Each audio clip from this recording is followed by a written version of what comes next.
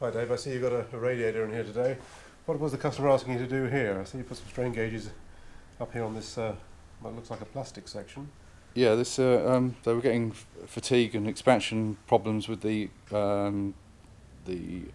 expansion tank of this radiator. Right. Therefore, we've applied some WK gauges, which are our high fatigue, high temperature strain gauges. Right.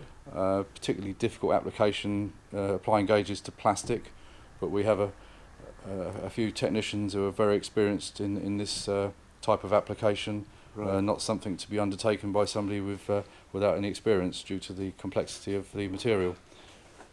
Right. These are what, T rosettes? Yes, they're T rosettes. So we're measuring what here on here, tension compression at that point, presumably. Indeed, we're measuring axially and along the length and across the actual width of the expansion tank.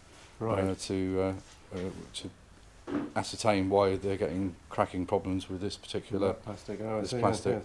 And why did the customer come to us? He couldn't do it himself, presumably. So.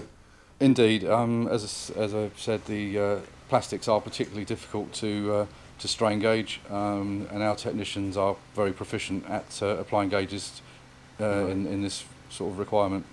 Right. So the customer wouldn't attempt to do it himself because absolutely it would not. take him too much time, or he couldn't do it at all. Yeah, I mean, the gauge we use is particularly expensive, and the cost to the customer on having unsuccessful installations would make it more viable to allow our Fichet technicians to carry out this type of installation. Right. Yeah. Sure. And this cable is what, PTFE? Yes, it's a miniature 4-core screened PTFE. We are the UK distributor for this particular cable. And we use it extensively in a lot of products for its flexibility. It's capable of withstanding up to 200 degrees centigrade, and we find it very useful in strain gauge installations. Right, and this is an RTV silicon here? RTV 3145, again, very flexible, good for water splash, and can withstand temperatures up to about 300 degrees C. Yeah, high temperature, sure. So, and I noticed you've cleated it here. This is a product we purchased. It's a two-part epoxy called S1125.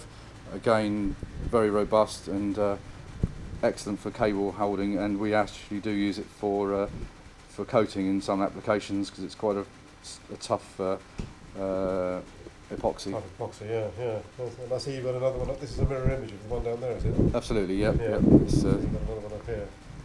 Yeah, that's a very good job.